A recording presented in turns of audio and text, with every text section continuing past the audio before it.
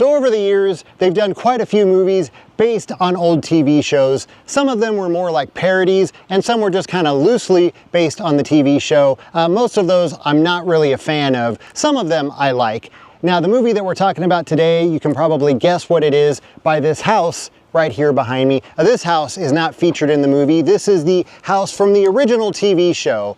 And I think out of all of those movies that were based on old TV shows, this one has got to be one of the best. I think just for the casting alone. The casting in this movie is amazing. You know, Cindy, when you tattle on someone, you're not just telling on them. You're telling on yourself.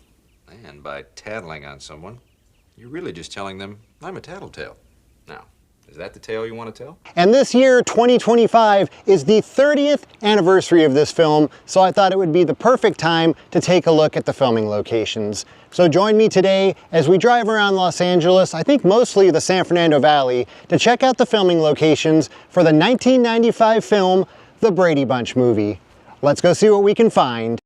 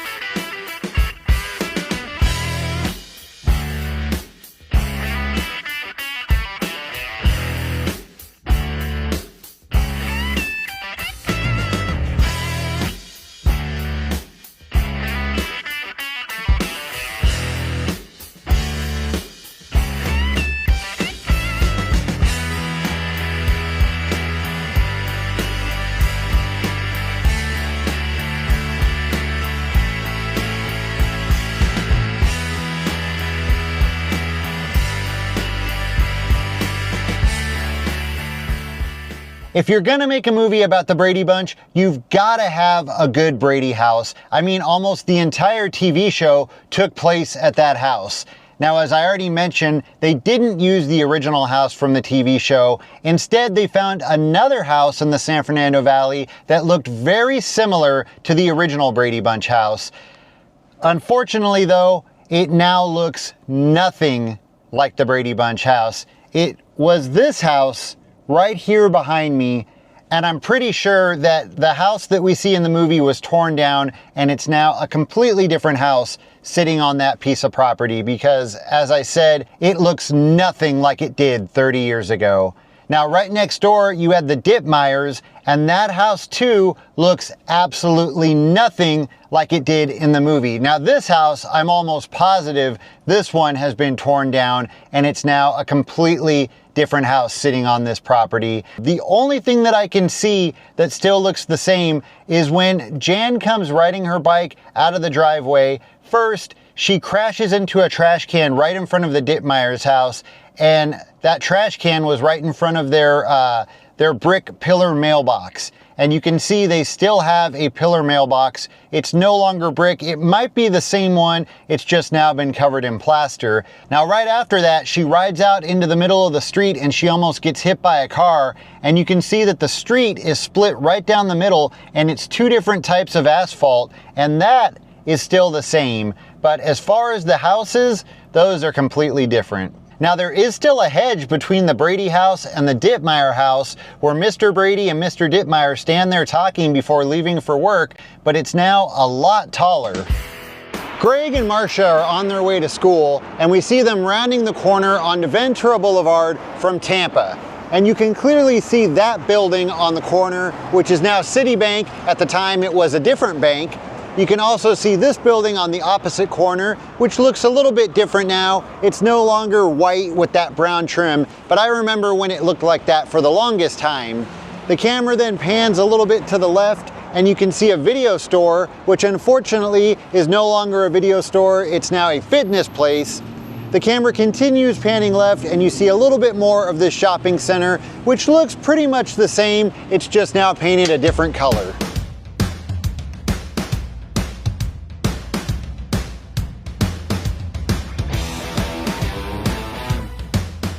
They're now driving on Reseda Boulevard in Northridge, nowhere near where they just were on Ventura Boulevard at Tampa. And we first see them passing by this sign that now says Russ Transmissions. And we then see them passing by this shopping center called Galleria Northridge. And you can see this big billboard that's on top of the Chuck E. Cheese.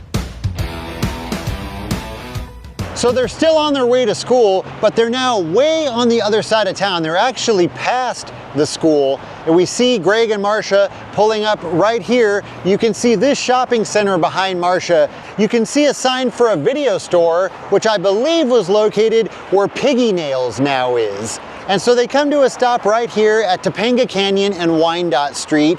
And behind Greg, you can see the Jack in a Box. And that's when Eddie comes running up and he tries to carjack them. But of course, they don't know what he's talking about. They think that he's mistaking them for someone named Jack.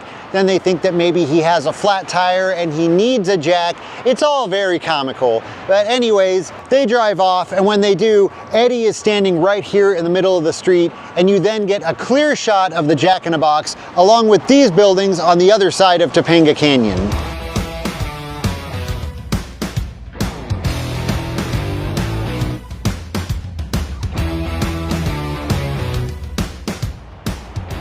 Welcome to Taft High School, aka Westdale High, and as you can see, the school is currently under construction. There's fences going around the entire school, so not really sure how much we're going to be able to see or how much access we're going to have to stuff. Also, the parking lot looks a lot different because they now have these solar panel awnings. The first shot that we get of Westdale High was right here in the parking lot, but like I said, it's going to look a little bit different because of these awnings. So again, not really sure how well we'll be able to match up these shots, but we'll do our best. This right here is pretty close to the first shot that we get of the school, where the girl is getting out of, I believe, a Bronco, and you can see the corner of the building, and then you see that lowrider Cadillac coming down this aisle with Greg's station wagon right in front of it.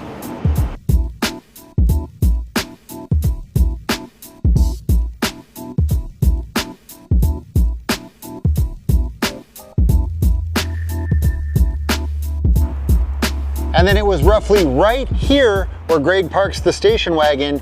And if you look just a few spaces over, you can spot the top of a Suzuki Samurai.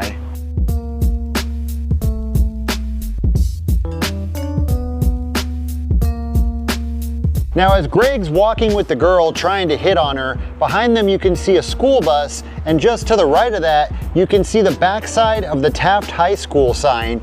If you look right there on the corner, that's the very same sign. And then as the camera pans a little bit to the right, you can see the sign for Numero Uno Pizza, which is no longer there, but I definitely remember when that Numero Uno used to be in this shopping center. Also, as they continue to walk, you can once again see that Suzuki Samurai. And then as they go just a little bit further, you can see the top of this building, which still looks exactly the same.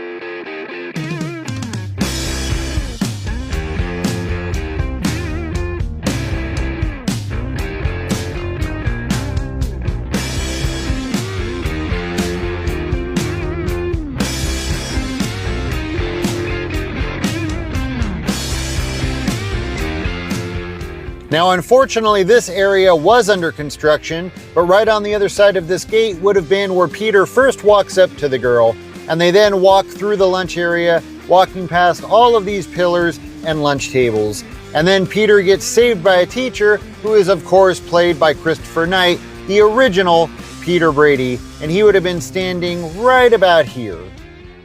So it would have been right on the other side of this wall where Marcia's sitting at a table brushing her hair. As you can see, this entire area is gated off and under construction, so unfortunately we can't go in there, but right on the other side of this wall is where she's sitting, and you can actually see this building right behind her. You can recognize those windows.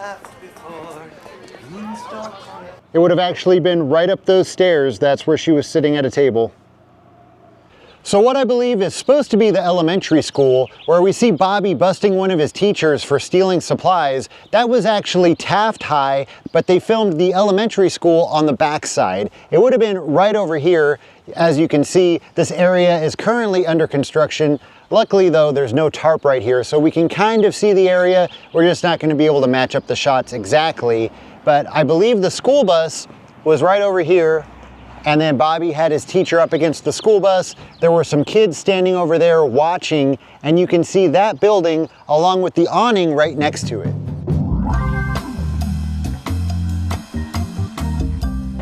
We see Mr. Dittmeyer's town car parked right here, and he comes walking out of this shopping center with the carpet gallery behind him, which is, well, I believe it's now where the Superstar Hair and Wigs and the Jamaican restaurant is. Those two businesses would have been where the carpet gallery was.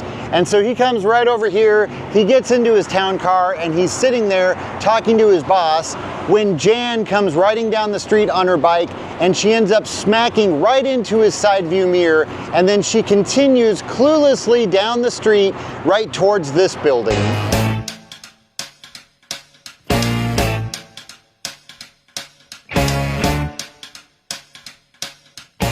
So Jan runs away from home, and we see her walking down Lankershim Boulevard in North Hollywood. She was walking right here when she gets harassed by another lady who's out on the boulevard late at night because of the wig that Jan's wearing. She just doesn't understand the new Jan Brady. Jan then stops to hitch a ride in front of Eagles Coffee Pub, which is this building right behind me. Now, Eagles was a place in the 90s that local punk bands would play at, including mine. And when Eagles closed, it got split into two. One half of it became Raven's Playhouse, which is still there, and the other half is now a Thai kitchen. And so Jan is standing here in front of Eagles Coffee Pub when a semi-truck pulls over and picks her up. Now, I think it's also worth mentioning that just a few feet away from where Jan was standing in front of Eagles Coffee Pub was the Cobra Kai dojo from the first Karate Kid movie.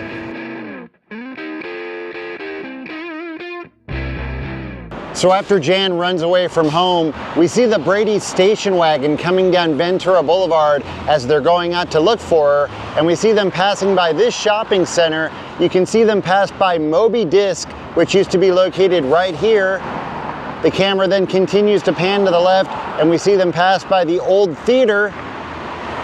And then we see the station wagon pass by Tower Records, which sadly closed a long time ago.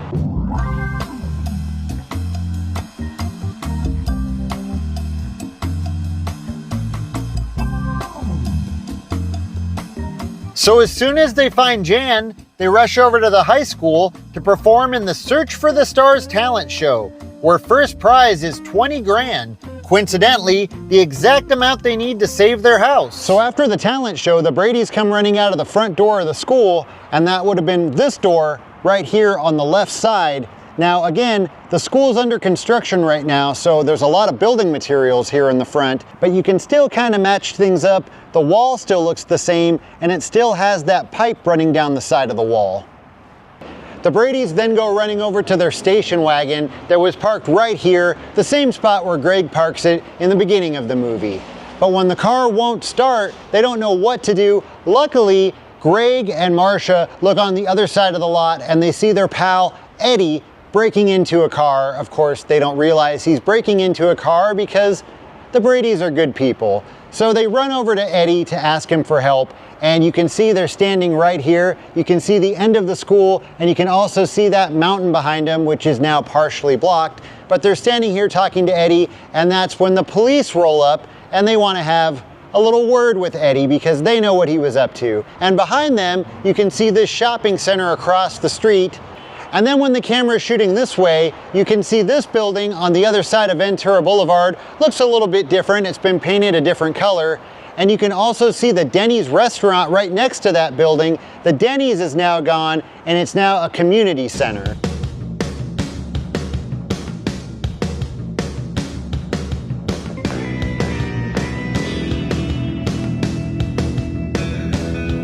For the end of the movie, we find ourselves back at the Brady's house, where their home is about to be auctioned by Mr. Dewey.